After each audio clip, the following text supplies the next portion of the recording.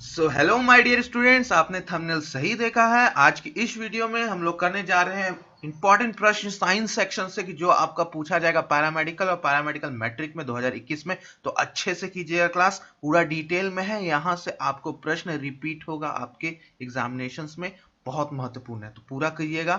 और जो बच्चे पहली बार देख रहे हैं, प्लेलिस्ट में प्रीवियस ईयर मैंने पैरामेडिकल और पैरामेडिकल मैट्रिक का, साइंस का, इंग्लिश का पूरा सॉल्व करा रखा है। जीके सारा वीवीआई क्वेश्चंस आपको करा रखा है, जाके एक बार प्लेलिस्ट भी चेक कीजिए। आपको इस चैनल पे बहुत कुछ मिलेगा, एक्सक्लूसिव कंटेंट, वो भी फ्री ऑफ कॉस्ट। अच्छे से देखिएगा। चलिए समय ना गाते हुए अपनी क्लास को शुरू करते हैं। पहले प्रश्न की ओर बढ़ते हैं। आज 2017 के पेपर में कि who wrote Alice in the Wonderland. So my dear students, आपने अगर 2018-19 वाला पेपर किया होगा तो उसमें आपने, और 17 वाला भी पेपर किया होगा तो आपने देखा होगा कि एलिस के ऊपर आपका क्वेश्चंस इस स्टोरी के ऊपर बहुत बार पूछा गया है। तो ये रिपीटेड क्वेश्चंस है जो कि आपका पूछा गया है। तो प्लेलिस्ट में मैंने सारा प्रीवियस ईयर करा रखा है, इंग्लिश का, साथ ही साथ साइंस का भी। तो जाके प्लेलिस्ट में देखिए, पीएम पीएमडी करके प्लेलिस्ट बना होगा, प्रीवियस ईयर पेपर करके, वहां पे जाके पूरा प्रीवियस ईयर पेपर कीजिए। पैरामेडिकल, पैरामेडिकल डेंटल दोनों के लिए आपको करना है, क्योंकि क्वेश्चंस रिपीट होते हैं दोनों, पैरामेडिकल का पैरामेडिकल डेंटल में और पैरामेडिकल का पैरामेडिकल डेंटल में, सब एक दूसरे में रिपीट होता है। ये जो एलिस इन वंडरलैंड वाला स्टोरी है, ये ऑलरेडी 7, 18 और 19 में, 17, 18, 19 में पूछ रखा है। तो आप जाके एक बार खुद देख लीजिए, अगर अभी तक आपने 17, 18, 19 वाला इंग्लिश पेपर नहीं देखा है तो। यहाँ पे आंसर क्या होगा कि किसने लिखा था एलिस इन द वंडरलैंड, तो वो लिखा गया था बाय लुइस कैरल। तो लुइस कैरल के द्वारा ये आपका लिखा गया था। ठीक है स्टोरी, ठीक है। अब आपका वर्क है कि आपको एनसीईआरटी अपनी बुक पलटनी है, और रविन्द्रनाथ टैगोर, डीएच लॉरेंस और विलियम वर्ड्सवर्थ के ऊपर भी सवाल आ रखा है। डी वाला भी आपका इंपॉर्टेंट है। तो इन्होंने कौन सी स्टोरी लिखी है, आपको एनसीईआरटी की बुक उठानी है अपनी इंग्लिश की, और सबका राइटर्स का नेम और सब कुछ याद कर लेना है। तो ये आपका होमवर्क है, ठीक है। आपको बताना है विलियम वर्ड्सवर्थ ने क्या लिखा था। ये क्योंकि आ रखा है प्रीवियस ईयर प्रश्न, शायद 18 या 19 में होगा। आपको ये इनके द्वारा कौन सी स्टोरी लिखी गई थी तो वो आपको बताना है, ठीक है।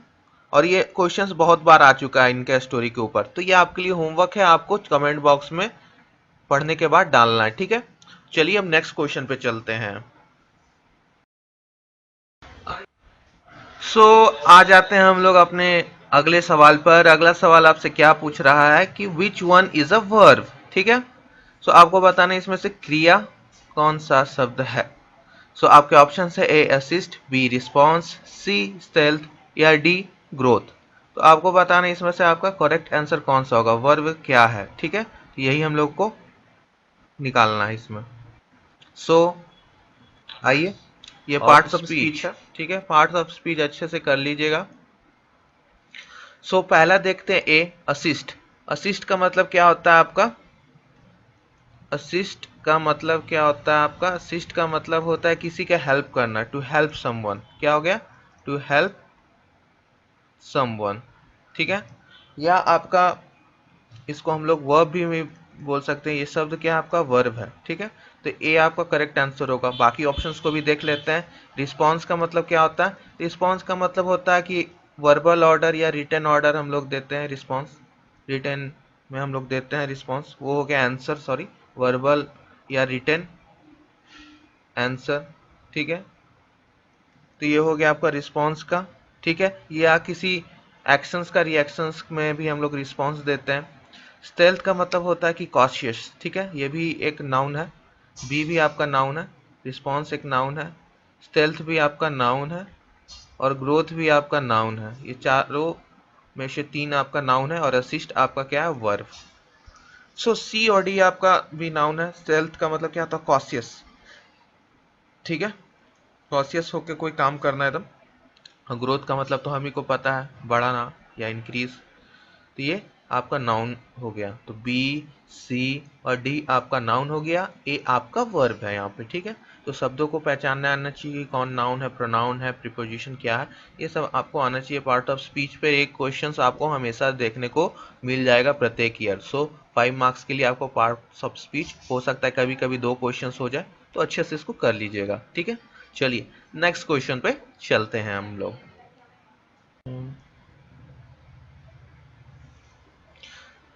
आ जाइए हम लोग नेक्स्ट क्वेश्चंस को डिस्कस कर लेते हैं। नेक्स्ट क्वेश्चंस पूछ रहा है आपसे, identify the incorrect use of a preposition. ठीक है, प्रीपोजिशन का आपका इनकरेक्ट यूज यहाँ पे देखना है। तो पहला ऑप्शन है die of a disease, die from overwork, apply for from a person, call on a person. तो यहाँ पर ए आपका सही है, क्योंकि यहाँ बोल रहा है die of a disease, disease के कारण मृत्यु हुआ, तो ये तो सही है, करेक्ट है। डाई फ्रॉम ओवरवर्क, ये भी सही है। अब सी और डी में थोड़ा सा सिमिलर टाइप्स का आपका ऑप्शन दे रखा है। पहला में अप्लाई फ्रॉम अ पर्सन, दूसरा में है आपका कॉल ऑन अ पर्सन। सो यहाँ पे आप लोग देख सकते हो कि अप्लाई फ्रॉम अ पर्सन थोड़ा सा अजीब सा लग रहा है। ठीक है, तो करेक्ट क्या होगा, ये थोड़ा सा रॉन्ग है और यहीं पे प्रीपोजिशन का गलत यूज है। ठीक है, सो यहाँ पर आप देख सकते हो अप्लाई फ्रॉम अ पर्सन नहीं होता है, होता क्या है, to apply, apply in person. ठीक है, इसका मतलब क्या होता है कि मतलब किसी से मुलाकात करके, by meeting with someone, by meeting with someone rather than talking on phone, emailing और राइटिंग इन पर्सन। ठीक है, राइटिंग टू दैट पर्सन। तो इसमें मुलाकात करके, टू अप्लाई इन पर्सन मतलब खुद जाके अप्लाई करना। ठीक है, रूबरू होके। सो इसको कैसे लिखेंगे हम लोग, by meeting, by meeting with someone rather than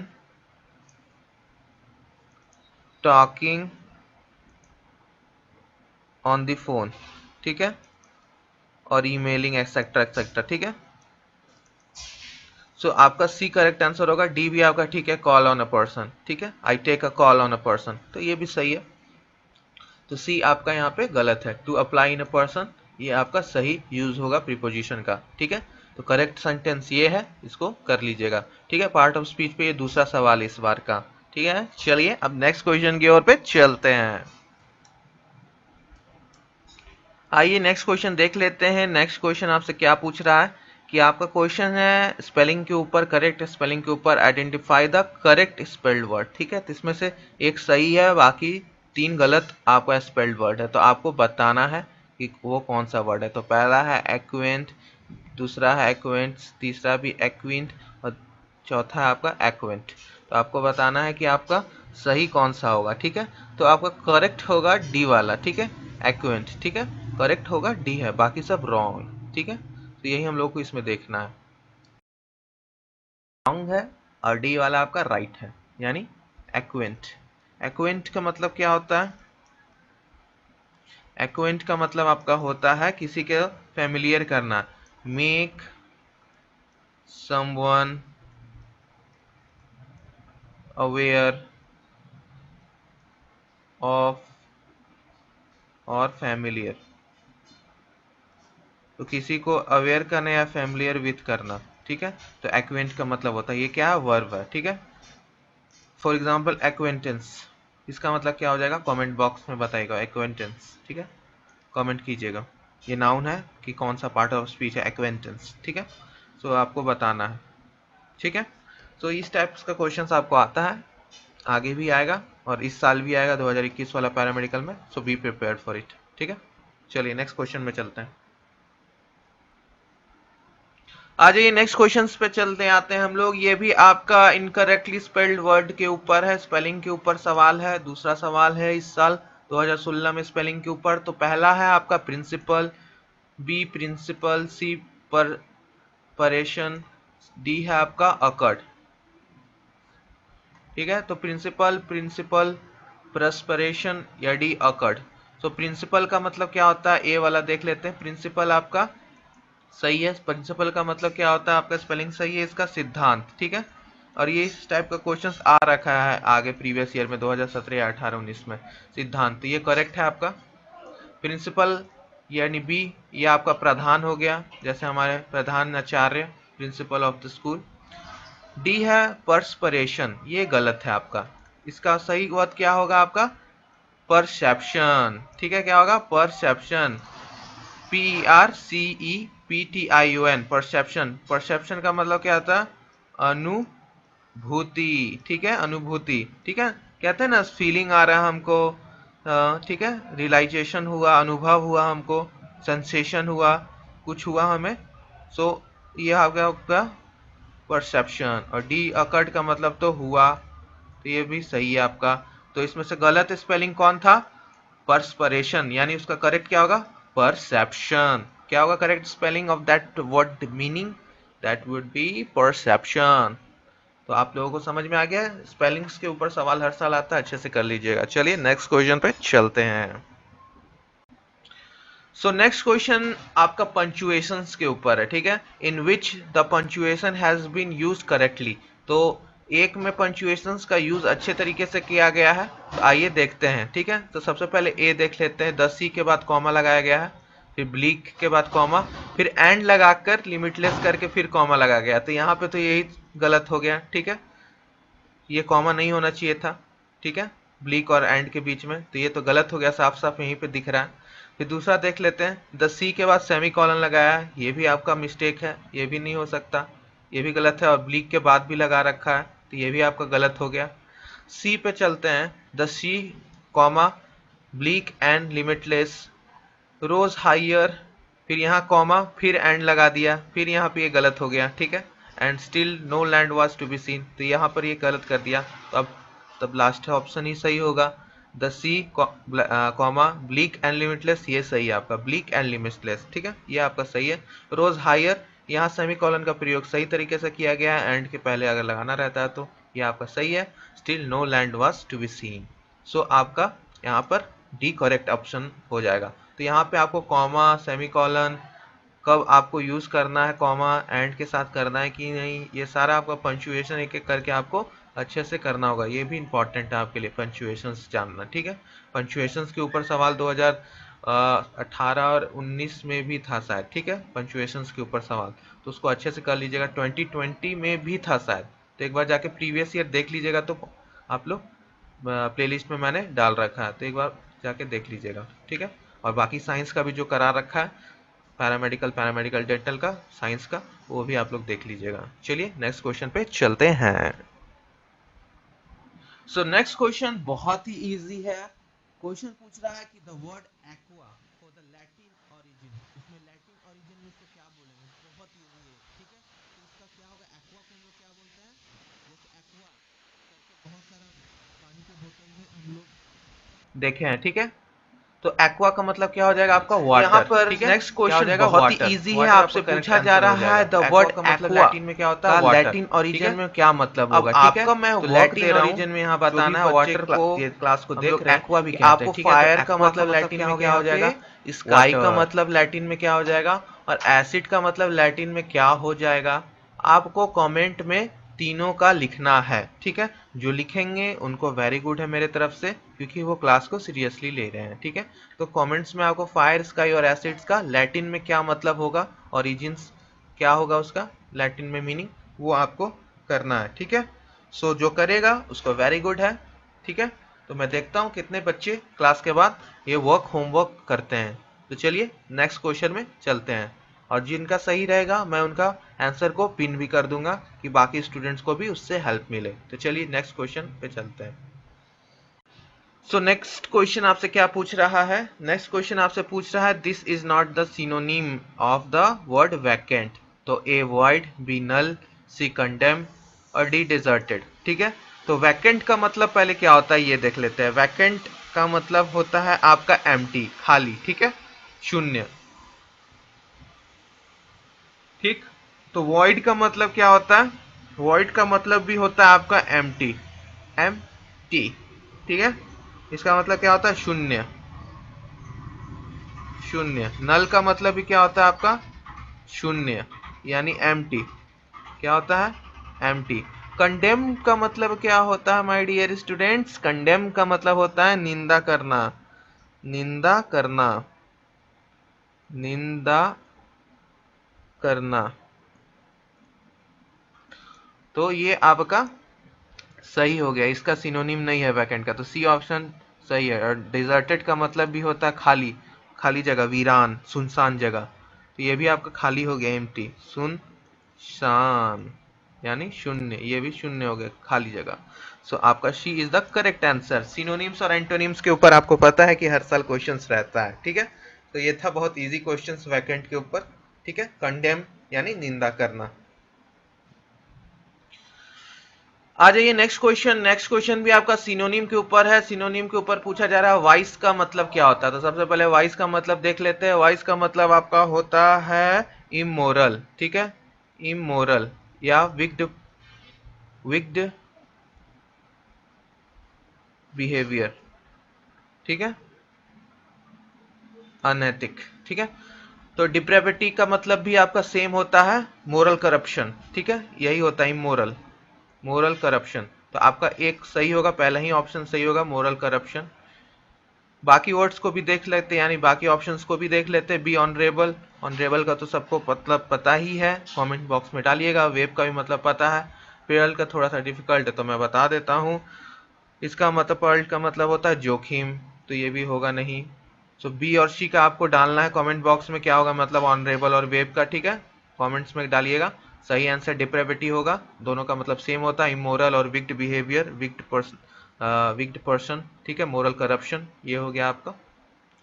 तो कमेंट में डालिएगा सी और बी का वर्ड मीनिंग का क्या मतलब होगा, वर्ड का मतलब, ठीक है। नेक्स्ट क्वेश्चन पे चलिए चलते हैं। आ जाइए next question. Next question antonym के ऊपर है। The antonym of wait is expect, delay, accelerate या रोम। तो वेट का मतलब क्या होता है, ठहरना, ठीक है, रुकना। और इसका अपोजिट क्या हो जाएगा, रुकना का मतलब चलने लगना, तो रोम। रोम का मतलब क्या होता है, इधर से उधर चलने लगना। तो डी आपका करेक्ट ऑप्शन होगा। ए एक्सपेक्ट, बी डेली, सी एक्सलरेट, ये तीनों आपका रॉन्ग है, ठीक है। तो डी आपका करेक्ट है। एक्सपेक्ट का मतलब क्या होता है, कब तक आने का अनुमानित है। डेली का मतलब क्या होता है आपका, रैम्बल करना, स्ट्रोल यानी विचारण। एक्सलेट का मतलब क्या है, स्पीड बढ़ा देना, ठीक है। तो आपका सही क्या होगा, डी रोम, ठीक है। तो डी आपका रोम यहाँ पे करेक्ट आंसर हो जाएगा। चलिए नेक्स्ट क्वेश्चन के ऊपर चलते हैं। आ जाइए नेक्स्ट क्वेश्चन। नेक्स्ट क्वेश्चन क्या है, the antonym of utility. The antonym of utility क्या होगा, कन्वीनियंस, बी अनफिटनेस, सी मफल और डी सप्रेस, ठीक है। तो एंटोनिम्स क्या होगा यूटिलिटी का, आपको बताना है। जल्दी कमेंट कीजिए, कमेंट बॉक्स में, लाइव चैट में भी आंसर दीजिए। इसका मतलब हो जाएगा, यूटिलिटी का मतलब क्या होता है, और अनफिटनेस इसका सही आंसर होगा, ठीक है। अनफिटनेस इसका एंटोनिम हो जाएगा, ठीक है। यूटिलिटी का मतलब यूज, ठीक है, यूज, और अनफिटनेस मतलब का नॉट इन यूज, ठीक है। तो आपका ये एंटोनिम हो गया। अब कन्वीनियंस, मफल और सप्रेस, ये तीनों का आपको कमेंट करना है, इसका वर्ड मीनिंग क्या होता है, ठीक है।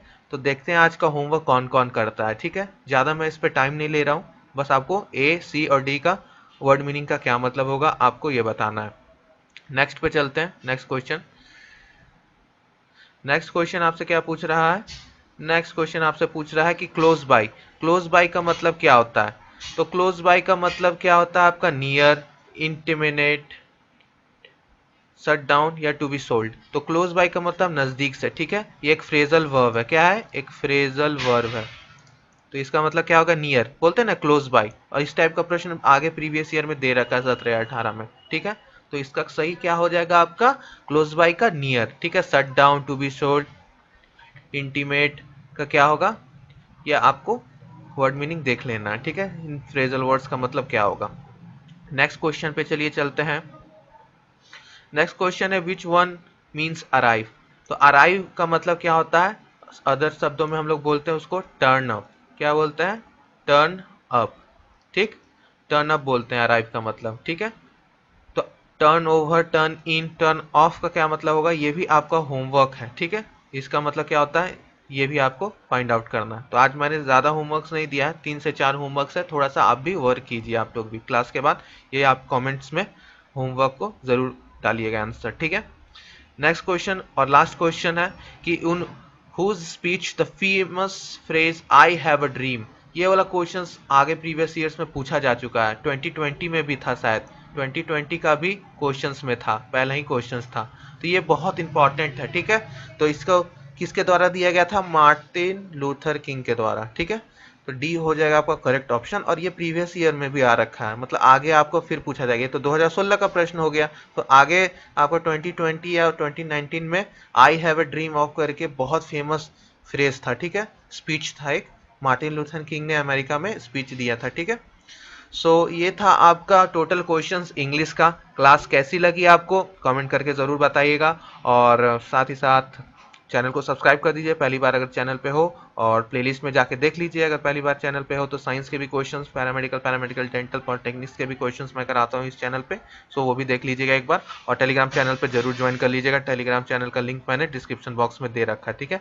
नीचे आपको डिस्क्रिप्शन बॉक्स में टेलीग्राम चैनल जरूर ज्वाइन कर लीजिए, वहाँ पे आपको मिलते हैं हर क्लास के नोटिफिकेशन, अपडेट्स, शेड्यूल्स, और वहाँ पे अपने डाउट्स भी पूछ सकते हो आप। क्योंकि पूछा गया था tocopherol is the name of vitamin, आपको बताना है कि tocopherol is the name of which vitamin, ठीक है। तो यहाँ पे टोकोफेरॉल के विटामिन का नाम क्या है, तो विटामिन के नाम के ऊपर अक्सर क्वेश्चंस पूछा जाता है आपका पैरामेडिकल में एवं पैरामेडिकल डेंटल में। तो दोनों स्टूडेंट्स के लिए जो भी पैरामेडिकल और पैरामेडिकल डेंटल का तैयारी कर रहे हैं उनके लिए बहुत बेनिफिशियल है, और आप दोनों के लिए बहुत अच्छा है कि आप ये चीज़ करो, विटामिन्स के नेम याद रखो, ठीक है। तो सबसे पहले चलिए आते हैं हम लोग कि इसका आंसर क्या होगा। तो इसका आंसर आपका होगा टोकोफेरॉल किसको बोलते हैं हम लोग, विटामिन ई को। टोकोफेरॉल किसको बोलते हैं, टोकोफेरॉल हम लोग बोलते हैं विटामिन ई को। विटामिन के को क्या बोलते हैं हम लोग, विटामिन के को क्या बोलते हैं हम लोग, चलिए कमेंट बॉक्स में बताइए और लाइव चैट में भी बताइए। पाइलो क्यूनुलॉन, ठीक है, इसका क्या नाम रहेगा, विटामिन के। विटामिन डी को हम लोग क्या बोलते हैं, कैल्सीफेरॉल, राइट, कैल्सीफेरॉल बोलते हैं, कैल्सीफेरॉल, कैल्सीफेरॉल विटामिन डी। और आपका विटामिन ए को क्या बोलते हैं हम लोग, रेटिनॉल, रेटिनॉल विटामिन ए को। ये तो हो गया कुछ नेम्स, और मैं नेम दे देता हूँ आपको, और नेम्स देता हूँ उसका बताइए। जैसे विटामिन B3 का बताइए, आप बताइए विटामिन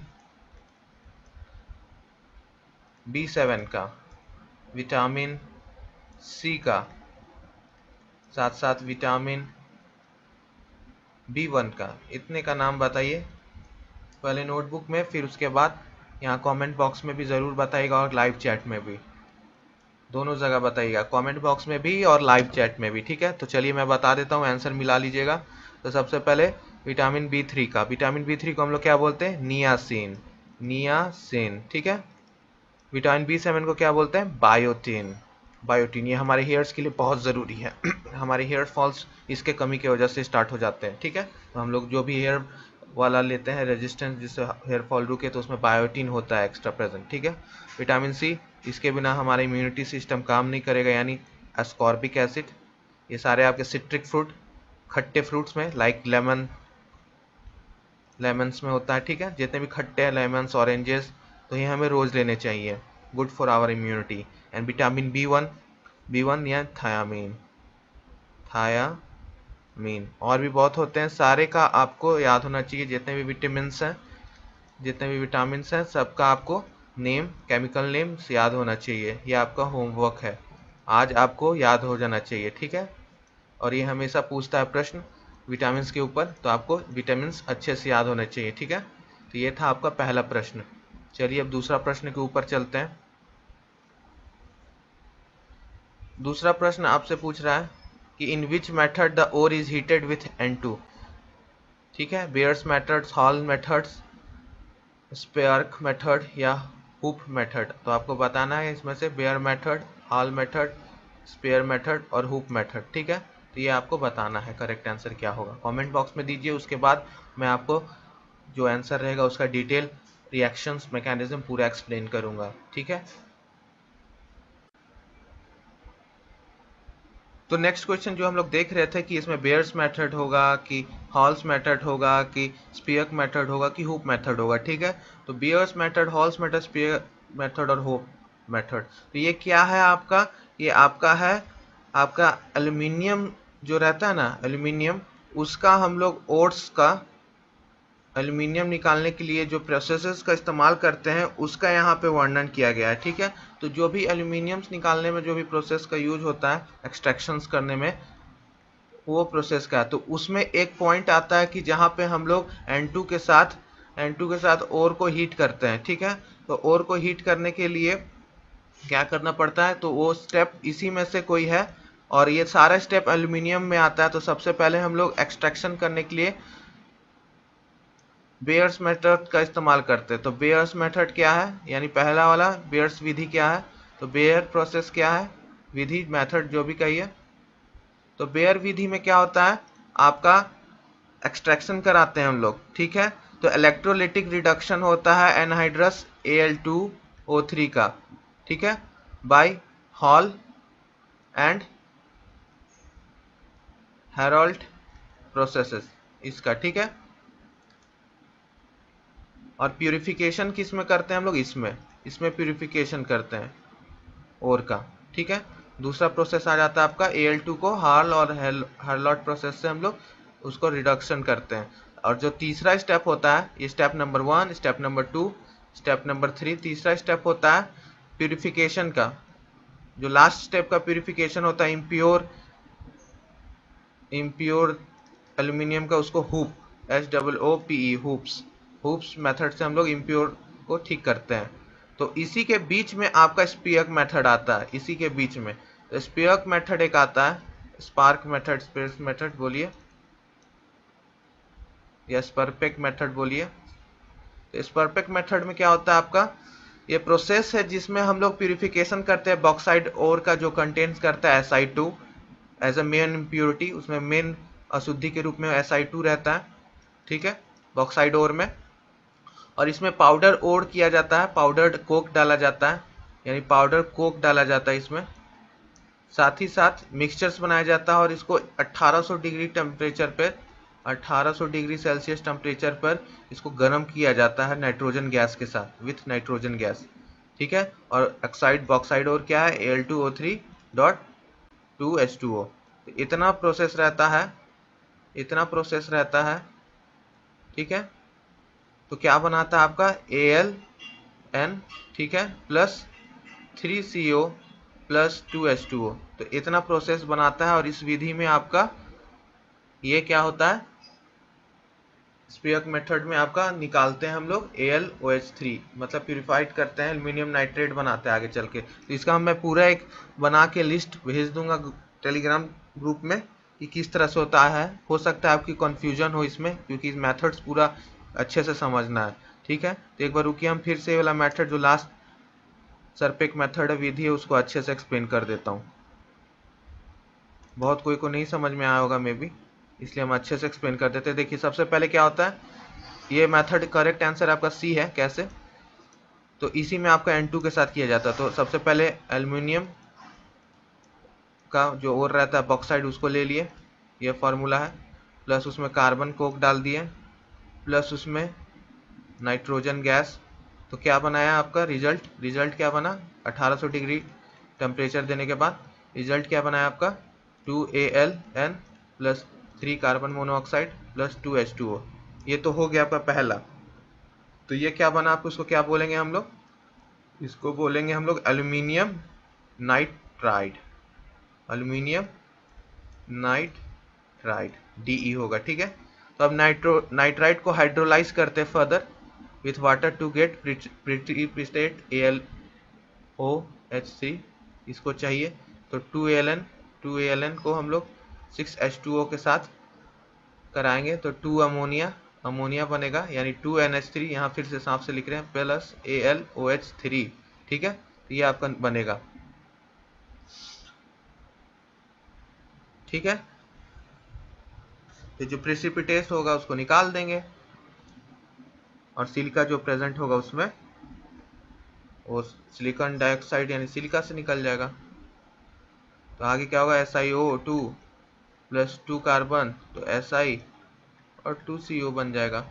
तो प्रेसिपिटेट जो निकला उसको फिल्टर वॉश और ड्राई करके हटा देंगे। सिलिका जो प्रेजेंट होगा अशुद्धि के रूप में, उसको बॉक्साइड्स को रिड्यूस करके हम लोग SI में निकाल देंगे विथ हाई टेम्परेचर, तो अलग से रिमूव हो जाएगा।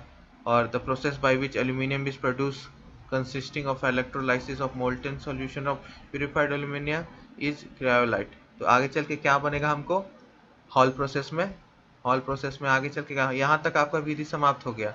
अब हॉल प्रोसेस में हम लोग क्रायोलाइट बनाते हैं। क्रायोलाइट हम लोग कल ही क्वेश्चन में देखे थे कि क्रायोलाइट का क्या फार्मूला है। चलिए बताइए तो, क्रायोलाइट का Na3Al F6 यही फार्मूला है ना, कि गलत है? एक बार चैट में जरूर बताइएगा। तो आगे चल के हॉल प्रोसेस से हम लोग क्रायोलाइट बनाते हैं। तो किस किस विधि से बनाते हैं? तो हॉल्स विधि से। तो यहाँ पे मेन आपको क्या समझना था, एक बार फिर से बता दे रहे हैं कि N2 के साथ कौन सा हीट करते हैं। तो बस ये पहला ही प्रोसेस आपका, ये जो पहला प्रोसेस है बस यही आपका काफी है। स्पियक मेथड, स्पार्क मेथड या सरपेक विधि जो बोलिए इसको, सरपेक मेथड बोलिए। तो ये था आपका क्वेश्चन नंबर 2। ठीक है, नहीं समझ में एक बार रिपीट क्लास के बाद देख लीजिएगा, और इसका डिटेल में सॉल्यूशन स्टेप बाय स्टेप सब विधि का, बेयर्स, हॉल, स्पियक, होप्स, सब हम आपको टेलीग्राम पे ज्वाइन कर लीजिएगा, वहाँ पे मिल जाएगा। टेलीग्राम डिस्क्रिप्शन बॉक्स में लिंक है। ठीक है, नेक्स्ट क्वेश्चन पे चलते हैं। अब ये क्वेश्चन है, it is used in Clark method for softening of water. तो आपको बताना है कि जल का जो सॉफ्टनिंग करने के लिए ये प्रोसेस आपका यूज होता है। तो बताइए कौन सा सही आंसर होगा। आपको बताना है कि permutit process, calcium hydroxide, sodium carbonate या मैग्नीशियम क्लोराइड, कौन सा इसमें करेक्ट आंसर होगा कि इसमें हम लोग विधि में इसको यूज करते हैं सॉफ्टनिंग करने के लिए वाटर का। तो ये सवाल आपका पता है कहाँ से आया है? हार्डनेस ऑफ वाटर के ऊपर आया है। कहाँ से आया है? हार्डनेस ऑफ वाटर के ऊपर आया है। हार्डनेस ऑफ वाटर के ऊपर ये प्रश्न आपका आया है। तो चलिए देख लेते हैं। तो जैसा कि मैंने आपको बताया, ये क्वेश्चन आपका कहाँ से पूछा है, तो ये आपका हाइड्रोजन चैप्टर से है। हाइड्रोजन चैप्टर से बहुत सवाल आते हैं। हाइड्रोजन से वन लाइनर्स क्वेश्चंस बहुत आते हैं। ठीक है, यानी क्लास 11th का आपका हाइड्रोजन चैप्टर। तो सबसे पहले तो मैं इसका आंसर डिस्कस करने के बाद इस टॉपिक को सोच रहा हूँ अच्छे से आपको बता दूं, क्योंकि बहुत इंपॉर्टेंट टॉपिक है। हार्डनेस ऑफ वाटर, आपका soft water and hard water, बहुत इंपॉर्टेंट टॉपिक है। तो इसको मैं सोच रहा हूँ पूरा डिटेल में एक्सप्लेन कर दूं, आपके एग्जामिनेशंस के लिए बहुत ईजी होगा। ठीक है, हार्डनेस ऑफ वाटर यानी soft water and hard water का पूरा अच्छे से। लेकिन पहले इसका आंसर बता देता हूँ। तो it is use in the method for softening of water, कौन सा इसमें से केमिकल है जो कि यूज होता है क्लार्क विधि में? तो क्लार्क विधि के नाम से पूछा गया है। तो ये आपका क्लार्क विधि कहाँ यूज होता है?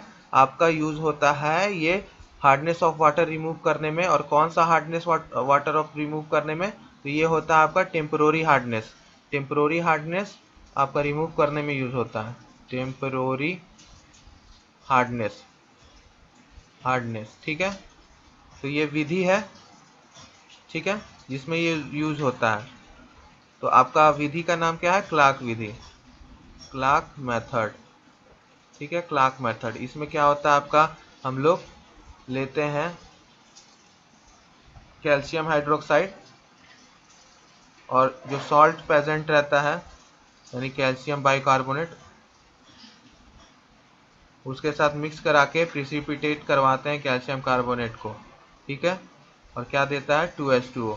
तो हम लोग क्या यूज़ कर रहे हैं? कैल्शियम कार्बोनेट और कैल्शियम हाइड्रोक्साइड यहाँ पे प्रयुक्त हो रहा है। तो बी आपका सही आंसर होगा। एक बार पुनः समझा देता हूँ। टेम्प्रोरी हार्डनेस का पार्ट है क्लार्क विधि, जिसमें हम लोग कैल्शियम हाइड्रोक्साइड का इस्तेमाल करते हैं। और कैल्शियम हाइड्रोक्साइड को यानी इस क्विकलाइम को हम लोग इस मात्रा में मिलाते हैं कि आपका जो साल्ट प्रेजेंट हो, चाहे वो मैग्नीशियम का हो साल्ट या कैल्शियम का साल्ट हो, तो उसको हम लोग इस तरह से मिलाते हैं कि आपको कैल्शियम कार्बोनेट का प्रिसिपिटेट मिले और आपका हार्डनेस खत्म हो जाए। तो ये तरीका है। ठीक है, तो इस प्रोसेस में बूझे चूना को यानी स्लेकेट लाइम को कठोर जल में हार्ड वाटर में मिला दिया जाता है, जिससे कैल्शियम कार्बोनेट यानी कैल्शियम कार्बोनेट और मैग्नीशियम हाइड्रोक्साइड का प्रिसिपिटेट हो जाता है। ठीक है, ये आपका हो गया पूरा डिटेल एक्सप्लेनेशन इस क्वेश्चंस का। आगे चलिए इसको हम लोग पूरा डिटेल में देखते हैं। ठीक है, इसको डिटेल में अभी देख लेते हैं हम लोग। तो सबसे पहले देख लेते हैं कि सॉफ्ट वाटर क्या होता है। अब ये क्वेश्चंस का मैं पूरा थ्योरी बता रहा हूँ। सॉफ्ट वाटर क्या होता है? ठीक है, मृदु जल क्या होता है? तो वह वाटर जो सॉफ्ट या आसानी से सोप के और सर्फ के साथ डिटर्जेंट्स के साथ झाग दे दे उसे हम लोग सॉफ्ट वाटर बोलते हैं। एक बार पुनः बता रहा हूँ, वो वाटर जो भी सॉफ्ट और डिटर्जेंट्स के साथ आसानी से झाग दे दे, स्कम्प बना दे, झाग दे दे, उसे हम लोग क्या बोलते हैं, सॉफ्ट वाटर। हार्ड वाटर क्या होता है, वह पानी जो ना दे पाए झाग, उसको हम लोग हार्ड वाटर बोलते हैं। ठीक है, तो उसको हम लोग हार्ड वाटर बोलते हैं। और कितने टाइप के होते हैं आपके, 2 टाइप्स के होते हैं, 2 types of hardness of water. यहाँ हार्डनेस का बात कर रहे हैं, हार्डनेस ऑफ वाटर 2 टाइप के कठोर जल होते हैं। पहला टेम्परोरी, जो अस्थाई कठोरता हो, टेम्परोरी, टेम्परोरी हार्डनेस। और दूसरा आपका परमानेंट हार्डनेस। ठीक है, टेम्परोरी हार्डनेस में हम लोग पहला विधि बॉइलिंग से करते हैं, यानी बॉइलिंग करके हार्डनेस को मिटाते हैं। ठीक है, जो कि हम लोग घर में भी करते हैं, जब भी पानी को गर्म करते हैं तो उसमें से प्रिसिपिटेट हो जाता है वाइट वाइट कलर का, तो वो हो गया हमारा बॉइलिंग। और दूसरा हो गया आपका क्लार्क विधि, जो अभी तुरंत किए, क्लार्क्स विधि, क्लार्क्स मेथड। इसमें हम लोग क्या लेते हैं, CaOH2, कैल्शियम हाइड्रोक्साइड, जो इसका आंसर था। ठीक है, दूसरा होता है permanent, permanent hardness. Permanent hardness में सबसे पहला विधि है आपका वॉशिंग सोडा के साथ ट्रीटमेंट। वॉशिंग सोडा यानी सोडियम कार्बोनेट, Na2CO3, जो इसका ऑप्शन था। ये क्या आपका परमानेंट हार्डनेस का पहला पहला विधि। दूसरा विधि क्या है परमानेंट हार्डनेस में, कैलगन, कैलगन विधि, कैलगन विधि यानी कैलगन मेथड। ठीक है, कैलगन में कैलगन मिला के हम लोग करते हैं। तीसरा आपका क्या है, ion exchange method, ion exchange करके मेथड करते हैं। तो ये आपके कुछ नियम थे जो यूज होते हैं। चौथा भी है इसमें, इसमें चौथा भी है परमानेंट हार्डनेस में, उसको क्या बोलते हैं हम लोग, सिंथेटिक रेजन मेथड। ठीक है, चौथा क्या आपका, सिंथेटिक रेजन मेथड। तो ये हाइड्रोजन चैप्टर में अच्छे से दे रखा हार्डनेस ऑफ वाटर। ठीक है, तो ये बहुत इजी है आपका, बहुत इजी मेथड है आपका याद करने का। तो इस तरह से आप लोग याद कर सकते हो। ठीक है, और ट्रिक क्या है इसका, एक ट्रिक भी दे देता हूं मैं, ट्रिक भी ले लीजिए। ट्रिक क्या है, ट्रिक का नाम है B.S.C, BSC। तो BSC का बोलेंगे तो इसका मतलब क्या होगा, एक तरफ कैल्शियम ले लेना, एक तरफ मैग्नीशियम ले लेना। ठीक है, B से, S से और C से। ठीक है, कैल्शियम, कैल्शियम, कैल्शियम। ठीक है, तो बी से यहाँ क्या स्टार्ट होगा, तो यहाँ बी से स्टार्ट होगा बाइकार्बोनेट। ठीक है, एस से क्या स्टार्ट होगा, कैल्शियम सल्फेट। फिर सी से क्या स्टार्ट होगा, क्लोराइड। तो कैल्शियम बाइकार्बोनेट यानी फॉर्मूला क्या होगा, कैल्शियम बाइकार्बोनेट। ठीक है, calcium sulphate, calcium chloride, CaCl2। Same वही होगा BSC में, मैग्नीशियम बाइकार्बोनेट, मैग्नीशियम सल्फेट, फिर मैग्नीशियम क्लोराइड। तो सब में जो वर्ड स्टार्ट हो रहा है बाइकार्बोनेट, सल्फेट, क्लोराइड, दोनों का ये सॉल्ट्स हम लोग रिमूव करने के लिए इस मेथड को यूज करते हैं, हार्डनेस ऑफ वाटर। ठीक है, तो ये ट्रिक आपको याद रखेगा कि कैल्शियम बी से बाइकार्बोनेट, एच से सल्फेट, सी से क्लोराइड। मैग्नीशियम में भी सेम BSC से यानी मैग्नीशियम बाइकार्बोनेट, फिर आपका मैग्नीशियम सल्फेट, फिर मैग्नीशियम क्लोराइड। तो इतने 6 एलिमेंट्स को हम लोग रिमूव करने के लिए पूरा हार्डनेस ऑफ वाटर पढ़ते हैं। तो एलिमेंट्स कौन कौन सा है जिसको हम लोगों को रिमूव करना है with the help of processes, तो ये 6 को हम लोग यूज करते हैं। ट्रिक क्या है, BSC। तो आपको केमिकल्स याद रहेगा। ठीक है, नेक्स्ट क्वेश्चन पे चलते हैं। आज थोड़ा डिटेल में बता रहा हूँ क्योंकि ज़रूरी है, इससे आपका पूरा एक टॉपिक क्लियर हो जाएगा। कोई भी विधि पूछेगा तो आपको पता चल जाएगा।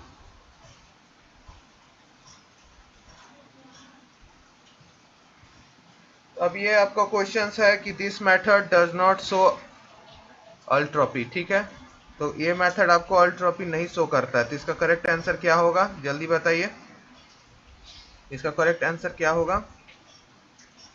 सब कोई कमेंट में बताइए, मैं देख रहा हूँ सभी का आंसर। करेक्ट आंसर क्या होगा इसका, जल्दी बताइए।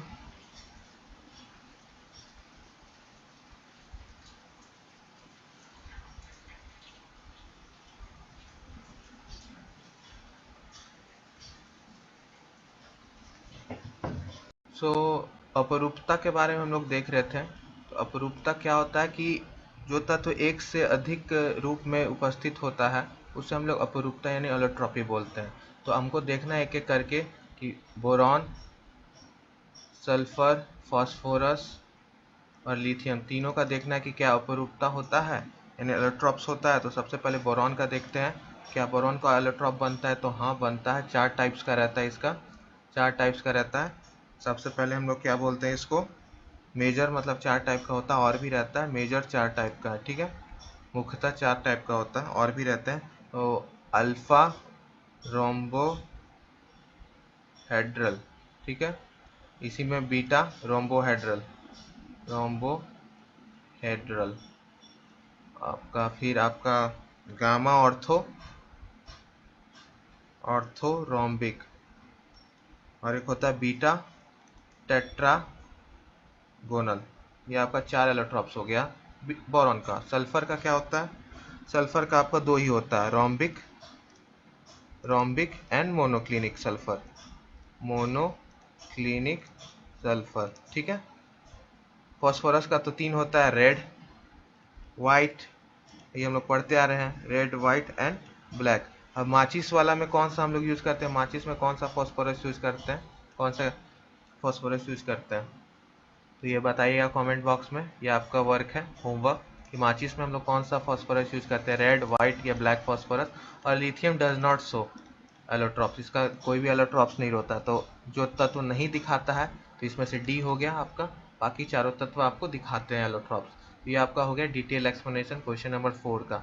चलिए नेक्स्ट क्वेश्चन पे चलते हैं। क्वेश्चन नंबर 5 आपसे पूछ रहा है, it is about 90% in the gun metal. Gun metal में ई 90% मात्रा में पाया जाता है। तो आपको बताना है कि करेक्ट आंसर क्या होगा। जल्दी से लाइव चैट में आंसर दीजिए, मैं देख रहा हूं कि इसका करेक्ट आंसर आता है। तो जल्दी जल्दी आंसर दीजिए, मैं प्रत्येक का आंसर देख रहा हूं, ठीक है, प्रत्येक का आंसर दे रहा हूं। और क्लास के बाद कमेंट बॉक्स में भी दीजिएगा, कमेंट बॉक्स में भी मैं चेक करूंगा किसका किसका करेक्ट आंसर आया, ठीक है। और ये बहुत आसान सवाल है और मैं हर क्लास में बोलता हूं कि आपको एलॉयज के ऊपर यानी मिश्र धातु के ऊपर हमेशा क्वेश्चंस पूछता है। और ये 2016 का सवाल है जो कि पूछा था आपका मिश्र धातु पे। तो मैं आपको कह रहा हूं कि आपको ये पूरे अच्छे से याद हो जाना चाहिए। तो एक चार्ट में करवा देता हूं अभी, जो कि आपको अच्छे से करना है, ठीक है। तब तक आप कमेंट बॉक्स में अपना आंसर दीजिए, ठीक है, सभी उत्तर देंगे। तो गन मेटल में क्या प्रेजेंट रहता है? चलिए उत्तर मिलाइए अब, वेरी गुड सभी को, जिनका भी करेक्ट आंसर आएगा मिला लीजिए। गन मेटल में क्या उपस्थित रहता है? आपका 90% कॉपर प्लस 10% एसएन, और कुछ इसी में 8% एसएन भी कर सकते हैं, प्लस 2% आपका निकल, निकल भी होता है 2%। तो ये आपका प्रेजेंट रहता है गन मेटल में। तो कॉपर हो गया आपका राइट आंसर। चलिए अब ब्रास में बताइए, ब्रास में बताइए, ब्रॉन्ज में बताइए यानी कांसा, पीतल, और एक और शोल्डर में बताइए। तो ब्रास में कितना होता है? Copper and zinc. इसको हम लोग क्या ले सकते हैं, इस पे आ रखा है प्रश्न, 80%, 20% जिंक। ब्रॉन्ज में क्या रहता है?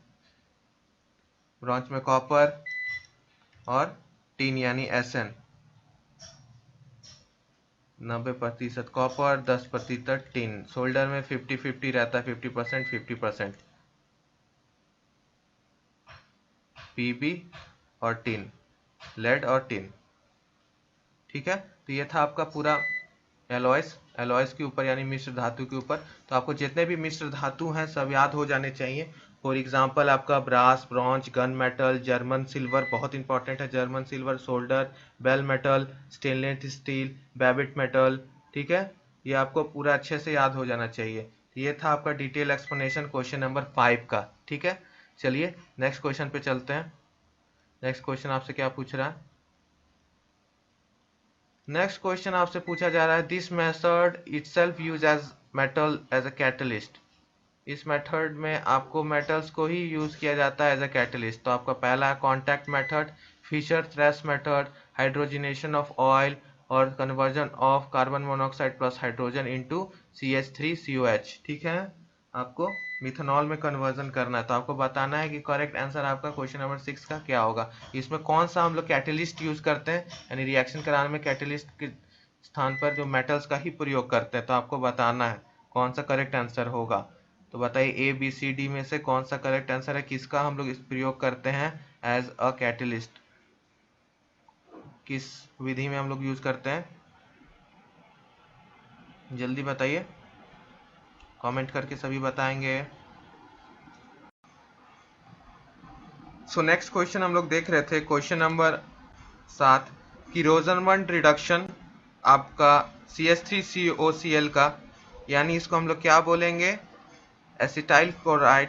ठीक है, तो इसका जो रिडक्शन होगा आपको क्या देगा। ठीक है, एसिड क्लोराइड जो है इसका क्या आपको रिडक्शन वो देगा। तो सबसे पहले देख लेते हैं रोजनमंड रिडक्शन होता क्या है। ठीक है, रोजनमंड रिडक्शन क्या होता है, तो आइए देख लेते हैं रोजनमंड रिडक्शन क्या होता है। तो रिडक्शन होता है जिसमें हम लोग कन्वर्ट करते हैं आपका एसिड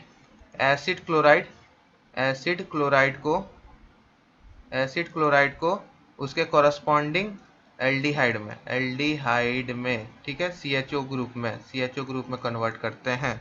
किस चीज को, इस चीज को, कार्बन के ऊपर जो डबल बॉन्ड रहता होगा Cl का, इसको। ठीक है, तो ये आपका करने के लिए हम कैटलिस्ट यूज करते हैं। इसमें नेम रिएक्शन है, ये स्पेशल नेम रिएक्शन है। तो नेम रिएक्शन आपका ऑर्गेनिक केमिस्ट्री से सवाल है, बहुत इंपॉर्टेंट होता है। लिंडलर कैटलिस्ट का प्रयोग करते हैं। ठीक है, तो रिएक्शंस कैसे होता है, एक आइए फ्रेश इरेज कर रहा हूं, फ्रेश देखते हैं हम लोग। नीचे यहां पे देखते हैं, तो मान के चलिए आपको दे रखा है CH3C डबल बॉन्ड OCl, ये आपका एक एसिड क्लोराइड है।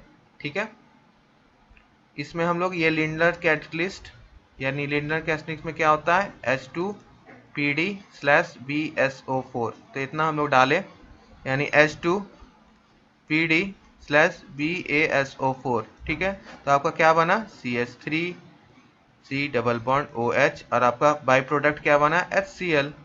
ठीक है, तो आपका क्या बना, ये प्रोडक्ट बना, यानी एल्डिहाइड। क्या था आपका आंसर, ये एसिटल्डिहाइड। तो आपका एसिटल्डिहाइड आपका बना। तो इसको हम लोग इस तरह से करेंगे। अब आइए लास्ट क्वेश्चन देख लेते हैं। सारा नेम रिएक्शंस आपको करना है माय डियर स्टूडेंट्स, सारा नेम रिएक्शंस आपको करना है जितने भी दे रखा है, और इसका मैं आगे चल के वीडियो भी लाऊंगा। ठीक है, इस पे नेम रिएक्शंस पे स्पेशल 2 से 3 वीडियोस आएगा, जिसमें सिर्फ 1-1 घंटा का पूरा मैं लेके क्लासेस लेके आपका, चाहे क्लास लेके लाइव चाहे वीडियो लेके आपको पूरा खत्म करा दूंगा। ज़्यादा जरूरी है क्लास ही लूंगा, तो आप लोग प्रीमियर में आ जाइएगा, प्रीमियर करूंगा तो। और साथ ही साथ आगे चल के VVI क्वेश्चंस भी आएंगे आपके चैप्टर वाइज, तो चैप्टर वाइज आपको सारे क्वेश्चंस में लाऊंगा, और आपको सभी करने हैं केमिस्ट्री के रिगार्डिंग। सबसे पहले तो VVI यहीं से लाऊंगा, साइंस का VVI आएगा, ज़्यादा केमिस्ट्री पे मैं फोकस करूंगा, और आगे फिजिक्स केमिस्ट्री के साथ साथ बायोलॉजी पे भी फोकस करूंगा, इंग्लिश पे भी फोकस करूंगा, लेकिन पहले science paramedical and paramedical dental का। और जो भी ऐसे नए देख रहे हैं तो प्लेलिस्ट में जाके देखिएगा, प्लेलिस्ट में मैंने ऑलरेडी सेव कर रखा है पैरामेडिकल और पैरामेडिकल डेंटल का। तो आपको प्लेलिस्ट में मिल जाएगा प्रीवियस ईयर जितना भी अभी तक क्लासेस और वीडियोस हो रखे हैं, वहाँ पे प्रीवियस ईयर्स का मैंने ऑलरेडी सेव कर रखा है, तो वो जाके आप लोग ज़रूर देख लीजिएगा। चलिए आज का अंतिम प्रश्न पे चलते हैं हम लोग, यानी क्वेश्चन नंबर 8। क्वेश्चन नंबर 8 आपसे क्या पूछ रहा है, बहुत इजी सवाल है, जो कि आपका पॉलीमर्स चैप्टर से आया है, लास्ट चैप्टर क्लास 12th का पॉलीमर्स चैप्टर से आया है, क्लास 12th। और पॉलीमर्स और बायोमोलिक्यूल्स मैं हमेशा बोलता हूँ सबसे इंपॉर्टेंट चैप्टर्स है for paramedical and paramedical dental. ठीक है, तो what is used in hardening of natural rubber, तो वल्कनाइजेशन ऑफ रबड़ का वल्कनाइजेशन करने के लिए, वल्कनाइजेशन ऑफ रबड़ हम लोग क्या इस्तेमाल करते हैं, तो सल्फर का इस्तेमाल करते हैं। पहला प्रश्न ये है कि टिकोइक अम्ल यहाँ पर उपस्थित होता है, यानी teichoic acid is present here. So your options are, पहला ऑप्शन है आपका ग्राम नेगेटिव जीवाणु की कोशिका भित्ति में, यानी cell wall of gram negative bacteria.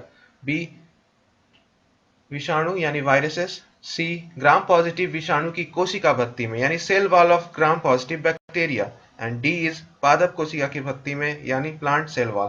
तो आपको बताना है टिकोइक एसिड कहाँ प्रेजेंट होता है। तो ये बहुत इजी प्रश्न है और ये किस चैप्टर से पूछा गया है ये आप लोग एक बार गेस करने की कोशिश करो। ये आपका पूछा गया है टिकोइक एसिड, ये आपका पूछा गया टिकोइक एसिड आपका चैप्टर नंबर यानी किंगडम मोरेना से है, क्लास 11th का। क्लास किंगडम यानी बायोलॉजिकल क्लासिफिकेशन से है, किंगडम मोरेना के ऊपर, मोनेरा के ऊपर, ठीक है, यानी प्रोकार्योट्स के ऊपर ये सवाल है, प्रोकार्योट्स। एक बार क्लास के एनसीईआरटी को एक बार रिफर कीजिए, वहां से ये प्रश्न पूछा गया टिकोइक एसिड कहाँ उपस्थित है। तो इसका करेक्ट आंसर होगा आपका सी। रीजन क्या है, क्योंकि ये ग्राम पॉजिटिव के बैक्टीरिया में पाया जाता है। आंसर सी होगा करेक्ट आंसर। क्यों, इसका रीजन ये है कि आपका ग्राम पॉजिटिव बैक्टीरिया के ही कोशिका में पाया जाता है, ग्राम पॉजिटिव के बैक्टीरिया के पॉजिटिव में ही पाया जाता है, ठीक है। और रीजन क्या है, क्योंकि इसके बहुत सारे एग्जाम्पल्स हैं और मैं आपको एक एग्जाम्पल्स इसी पे बेस्ड क्वेश्चंस भी करवाऊंगा आपका सेल वॉल के ऊपर कि किसमें प्रेजेंट रहता है, ठीक है, टिकोइक एसिड। तो एक और क्वेश्चन इसमें करवाऊंगा। तो ग्राम पॉजिटिव का ही में पाया जाता है और एक एग्जाम्पल्स के माध्यम से मैं आपको समझाऊंगा। तो आपका क्वेश्चन एक और है यहाँ पे। क्वेश्चन ये है कि जो ये सेल वॉल है, टिकोइक एसिड किस में प्रेजेंट रहता है, टिकोइक एसिड सेल वॉल किसके, टिकोइक एसिड किसके सेल वॉल में प्रेजेंट रहता है। तो योर ऑप्शंस आर, अच्छे से देखिएगा ऑप्शंस, बैक्टीरियोफेज, बैक्टीरियोफेज, दूसरा है आपका ऑप्शंस माइकोप्लाज्म, माइकोप्लाज्म। ये सारा बायोलॉजिकल क्लासिफिकेशन बहुत इंपॉर्टेंट चैप्टर है, चैप्टर नंबर 2 क्लास 11 का। एग्जाम्पल्स बहुत इंपॉर्टेंट है, एग्जाम्पल्स मत छोड़ना। मैं शुरू से हर वीडियोस में कह रहा हूँ और प्रीवियस वीडियोस में भी जाके प्रीवियस ईयर्स का देखो, बहुत सारे क्वेश्चन बायोलॉजिकल क्लासिफिकेशन है। और बाकी वीडियोस भी जाके प्लेलिस्ट में जरूर देखिए, ठीक है। आइए, थर्ड ऑप्शन हो गया नोस्टैक और चौथा है निमोनोकोकस, निमोनोकोकस। तो आपको बताना है सेल वॉल के किस में टिकोइक एसिड प्रेजेंट रहता है। तो बैक्टीरियोफेज, माइकोप्लाज्म, नोस्टैक, निमोनोकोकस। तो आपका करेक्ट आंसर 4 होगा, निमोनोकोकस। आइए देखते हैं कैसे। तो सेल वॉल जिसमें प्रेजेंट रहता है यानी ग्राम पॉजिटिव बैक्टीरिया जिसमें टिकोइक एसिड प्रेजेंट रहता है उसके एग्जांपल्स में बता रहा हूँ। तो एग्जांपल से ये सब एग्जांपल्स याद कर लेना और एग्जांपल बेस्ड क्वेश्चंस बहुत पूछे जाते हैं। मैं शुरू से अंत तक कह रहा हूँ कि एग्जांपल बेस्ड क्वेश्चंस बहुत पूछे जाते हैं। सो आपके स्पीसीज हो गया जिसमें सेल वॉल ग्राम पॉजिटिव रहता है और साथ साथ टिकोइक एसिड प्रेजेंट होता है उसके सेल वॉल में यानी कोशिका भित्ति में, तो आपके एग्जांपल है सबसे पहले स्टेफाइलोकोकस, स्टेफाइलोकोकस।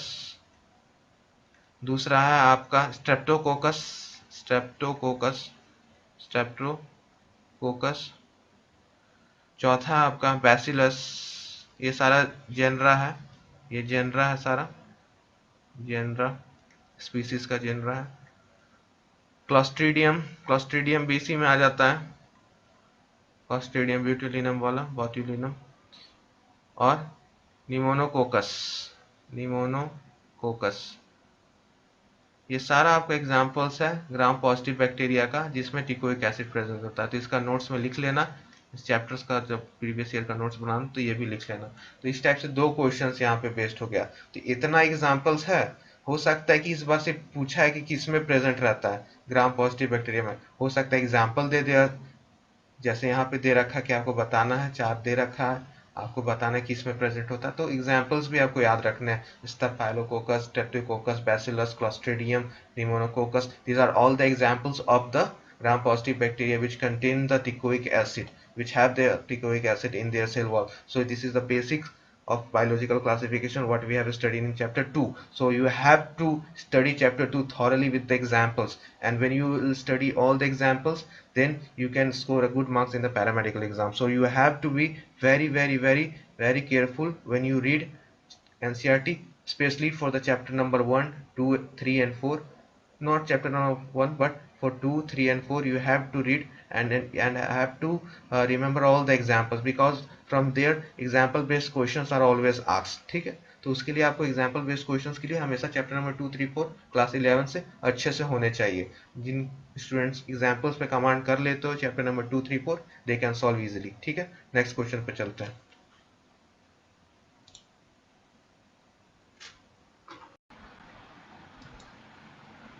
आ जाइए, आपका नेक्स्ट क्वेश्चन देखते हैं। आपका क्वेश्चन नंबर 2, एल्जीनेट इनसे प्राप्त किया जाता है। एल्जीनेट इनसे प्राप्त किया जाता है। आपके ऑप्शन से पहला जीवाणु यानी बैक्टीरिया, दूसरा है शैवाल यानी अलगी, तीसरा है आपका फंगी और चौथा है आपका प्लांट। तो आपको बताना है कि एल्जीनेट किससे फॉर्म्ड होता है। ये इस क्वेश्चन को कराने से पहले आपको मैं बता देता हूँ ये किस टॉपिक से पूछा गया। तो ये चैप्टर नंबर 3 क्लास 11 टेबल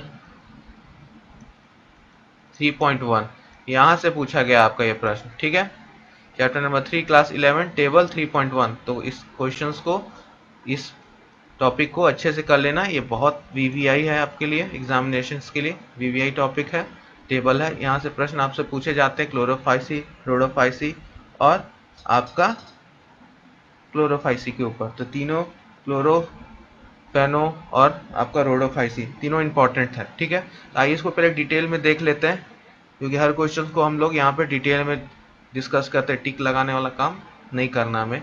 ठीक है, टिक लगाने वाला रहता तो सीधे बोलता है ऑप्शंस भी है, चलिए नेक्स्ट क्वेश्चन पे चलते हैं। लेकिन वो काम यहाँ नहीं होता है। ठीक है, अदर यूट्यूब चैनल्स पे होता होगा। तो आ जाइए, यहाँ पे हम लोग डिस्कस कर लेते हैं रेफरेंस कहाँ से है। तो तालिका आपको बताएं हम 3.1 चैप्टर नंबर 3 का। ठीक है, इसलिए 3.1 नाम है।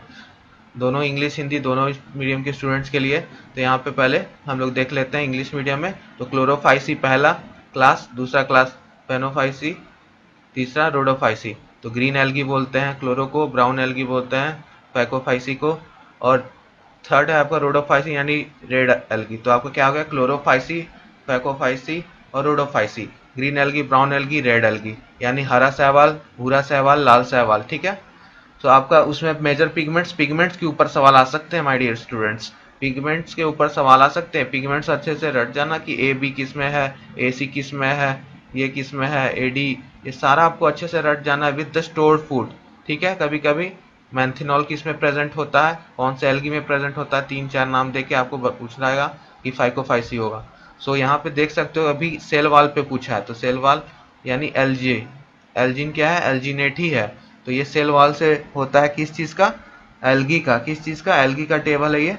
तो एल्गी का फाइकोफाइसिस से होता है। तो आपको यहाँ पे आंसर आपका मिल चुका है जो क्वेश्चन में, सेकंड क्वेश्चन में पूछा है कि एल्जीन है यानी एल्जीनेट। तो इस तरह से आपको ये पूरा चार्ट अच्छे तरह से टेबल याद होना चाहिए, और ये टेबल एग्जामिनेशन के लिए बहुत इंपॉर्टेंट है। तो ये टेबल को अच्छे से स्क्रीनशॉट ले लीजिए या एनसीईआरटी को जाके रेफर कीजिए। यहाँ से प्रश्न हो सकता है पूछ दे, कभी स्टोर फूड के ऊपर यानी सचेत भोजन के ऊपर पूछ दे, यानी कोशिका बत्ती के ऊपर पूछ दे।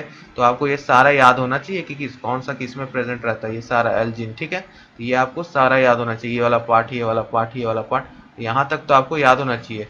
मे भी कभी आपको फ्लैजिलर नंबर और पोजीशन के ऊपर, स्थिति के ऊपर निवेशन का पूछ दे। ठीक है, और इसका आवास कहाँ कहाँ हैबिटेट है, मे भी इस पे भी पूछ दे। ये चार्ट तो पूरा मैं वीवीआई कहूँगा, यहाँ से क्वेश्चंस नेक्स्ट ईयर भी बन सकता है। तो इसको अच्छे से देख लेना। ठीक है, चलिए नेक्स्ट क्वेश्चन पे चलते हैं।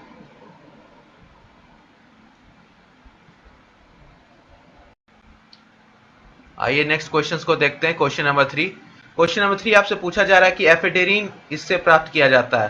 तो ephedrine is derived from, and your options are सवाल, कवक, gymnosperm and D is yeast.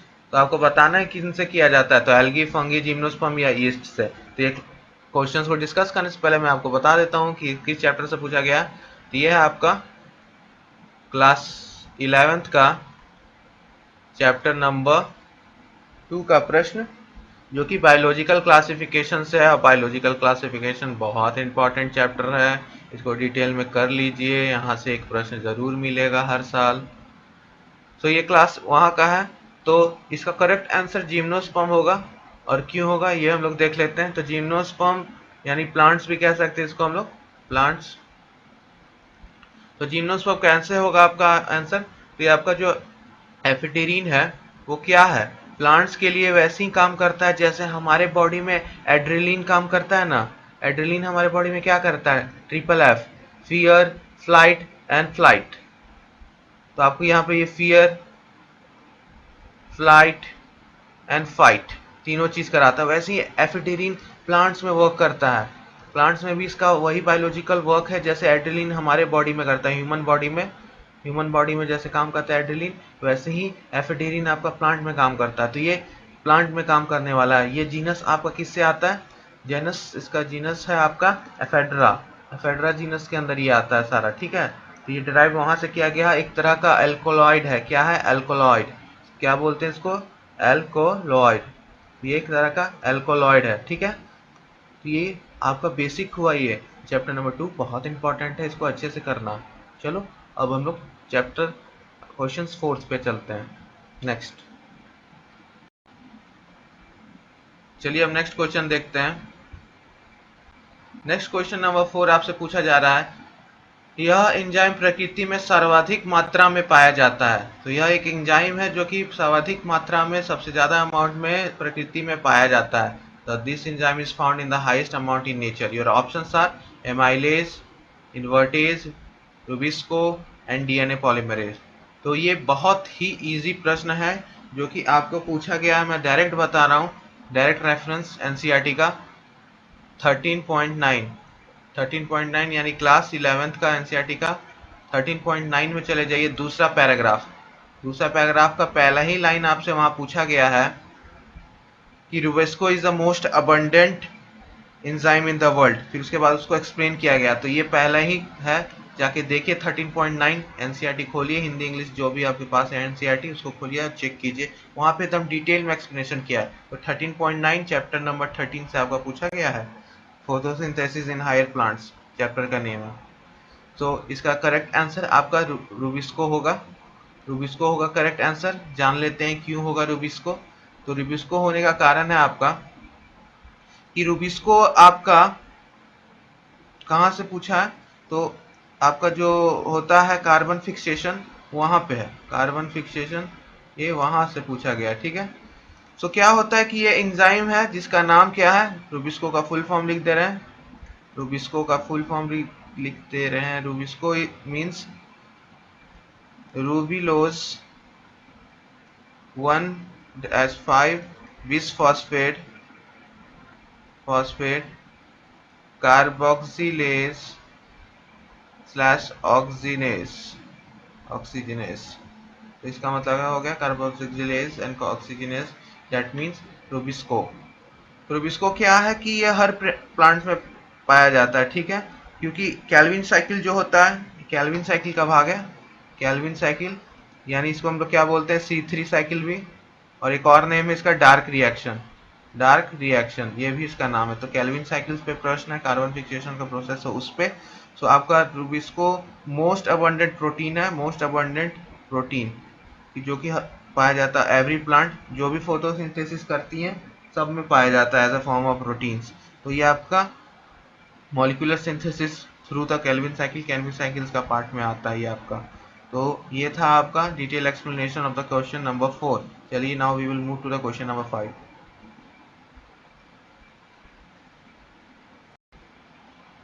आइए अब आज का नेक्स्ट प्रश्न पे बढ़ते हैं हम लोग। प्रश्न नंबर देख लेते हैं। प्रश्न नंबर 5वां है, Euglena show digestion of the following this type. आपको बताना है यूक्लिना किस टाइप का डाइजेशन शो करता है, होलोजोइक, सर्वाहारी, होलोफाइटिक या मांसाहारी। तो आपको बताना है कि इनमें से कौन सा सही है। तो यूक्लिना के ऊपर सवाल है। तो यूक्लिना हम लोग कहाँ पढ़े हैं? यूक्लिना के ऊपर ये पूरा हमारा 2.2.3 ये दे रखा है। 2.2.3 हम लोग कल इसको डिस्कस कर लेते हैं यूक्लिना वाला। 2.2.3 के ऊपर आपका पूरा यूक्लिनॉइड के बारे में अच्छे से समझा रखा है, एक एक लाइन। एक बार इसको पूरा अच्छे से रीड कर लीजिएगा। मेन इसमें हम लोग क्या रीड करना है कि कहाँ पे रहता है आपका यूक्लिना, ठीक है। यूक्लिना आपका कहाँ पे रहता है, ये चीज हम लोग को देखना है। क्वेश्चन पे चलते हैं। तो होलोजोइक, ओमनिवोरस, होलोफाइटिक और नॉन वेजिटेरियन। तो इसका करेक्ट आंसर होगा आपका सी, होलोफाइटिक, ठीक है, इसका करेक्ट आंसर होगा सी, होलोफाइटिक। वो कैसे होगा इसको डिस्कस करते हैं। 2.2.3 तो बता दिया आपको टॉपिक, क्लास 11 का जाके अभी देख लेना, उसी का एनसीईआरटी का फिगर था आपका। अब ये क्या होता है कि जो प्लांट्स प्लस आपका जो प्रोटोजोन्स होता है वो अपना फूड खुद बनाता है with the help of photosynthesis, with the help of photosynthesis. So ये आपका डिटेल एक्सप्लेनेशन है होलोफाइटिक का। तो खुद से बनाता है, उसे हम लोग होलोफाइटिक बोलते हैं, विद द हेल्प ऑफ आपका खुद का हेल्प का, with the help of photosynthesis. Holozoic क्या है, इंजेक्शन हम लोग करते हैं डायरेक्ट, वो जो हम लोग के लिए for man what we man do, वो है आपका जो हम लोग करते हैं।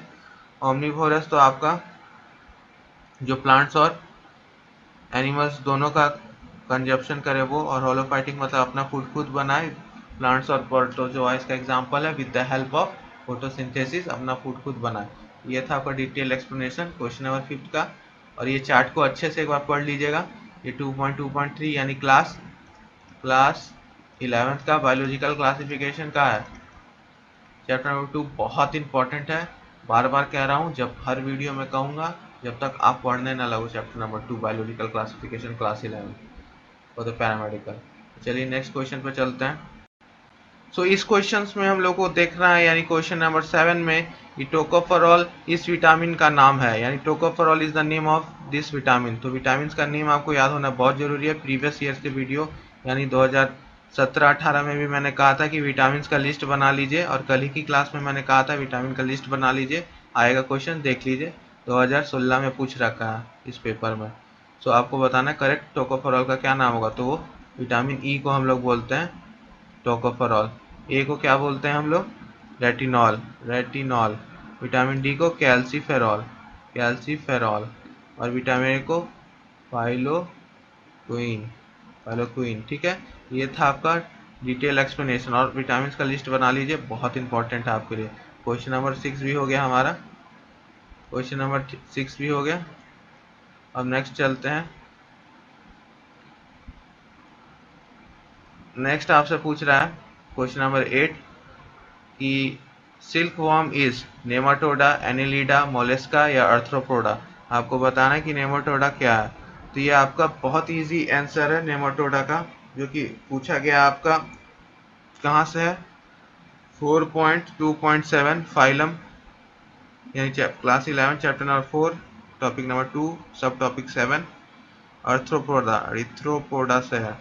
अरिथ्रोपोडा का एग्जाम्पल दे रखा है एनसीईआरटी में, सिल्क वर्म लिख के, सिल्क वर्म लिख के, और इसका बायोलॉजिकल नेम यानी बॉम्बैक्सी करके लिखा हुआ है, जिसका पूरा नाम है बॉम्बैक्सी मूरी, बॉम्बैक्सी मूरी। ये सिल्क वर्म का दूसरा नेम है, और ये फाइलम अर्थ्रोपोडा का पार्ट है। ठीक है, बहुत कोई आप लोग इसको मोलेस्का में मत काउंट कीजिएगा, ये एनिलिडा या नेमाटोडा, ये अर्थ्रोपोडा का है। Option D, D is the correct answer. ठीक है, D is the correct answer, arthropoda, silkworm. तो आप देख रहे हो कि एग्जाम्पल बेस्ड सारे आते हैं, तो इसलिए मैं बोलता हूँ कि चैप्टर्स का बात मानो, और जो मैं कह रहा हूँ उसको इंस्ट्रक्शंस को फॉलो करो, आपका अच्छे से प्रीवियस ईयर सॉल्व हो जाएगा। सभी के लिए, पैरामेडिकल के लिए, पैरामेडिकल डेंटल के लिए जाके प्लेलिस्ट में देखिए, ऑलरेडी पैरामेडिकल डेंटल के नाम से आपका वीडियो डला हुआ है। तो आपको इसी टाइप्स के कंटेंट वाले वीडियोस पाने के लिए आपको इसको सब्सक्राइब करना होगा चैनल को, और साथ ही साथ डिस्क्रिप्शन बॉक्स में आपका लिंक दे रखा है एफबी और इंस्टाग्राम और टेलीग्राम का, तीनों को ज्वाइन करिए, वहाँ पर भी आपको अपडेट्स डेली मिलेंगे। ठीक है, चलिए नेक्स्ट क्वेश्चन पर चलते हैं। The electron transport system is here: nucleus, mitochondria, nucleus या सेंट्रियोल। तो आपको बताना है कहाँ पे होता है। ठीक है, तो आपको करेक्ट आंसर बताना है। और आज का आखिरी प्रश्न, electron transport system is here: nucleus, mitochondria, nucleus और सेंट्रियोल। ठीक है, तो इसका करेक्ट आंसर आपका क्या होगा, कि जो पाथवे होता है आपका मेटाबॉलिक पाथवे, वो देख लेते हैं पहले, फिर चैप्टर नंबर और नेम देख लेंगे। जो आपका ये इलेक्ट्रॉन ट्रांसपोर्ट सिस्टम वाला ये सब सेल्स में है। तो the metabolic pathway through which the electron passes from one carrier, एक कैरियर से आपका दूसरा कैरियर पे जाता है अनदर, तो हम लोग उसको बोलते हैं इलेक्ट्रॉन्स ट्रांसपोर्ट सिस्टम। बड़ा सा नाम है लेकिन हिंदी में बहुत इजी है, इलेक्ट्रॉन ट्रांसपोर्ट सिस्टम यानी ईटीएस। तो ये आपका प्रेजेंट कहाँ रहता है? इनर, अभी के लिए इनर माइट्रोकॉन्ड्रियल मेम्ब्रेन्स में, ठीक है, वहां पे फाउंड आउट होता है। तो आपका बी इसका करेक्ट आंसर हो गया। ये क्वेश्चंस बहुत आसान है। इलेक्ट्रॉन ट्रांसपोर्ट कहाँ होता है? तो माइट्रोकॉन्ड्रिया में होता है, ठीक है। तो आपका करेक्ट आंसर ये होगा, इनर मेम्ब्रेन ऑफ माइट्रोकॉन्ड्रिया। इसमें भी डिटेल में देता तो इनर मेम्ब्रेन लिखते। बायोलॉजी, केमिस्ट्री, इंग्लिश जाके प्रीवियस ईयर्स कीजिए, पैरामेडिकल और पैरामेडिकल डेंटल यानी पीएमएम दोनों का। चलिए बाय बाय, एंड हंसते रहिए, मुस्कुराते रहिए और पढ़ते रहिए। Keep studying.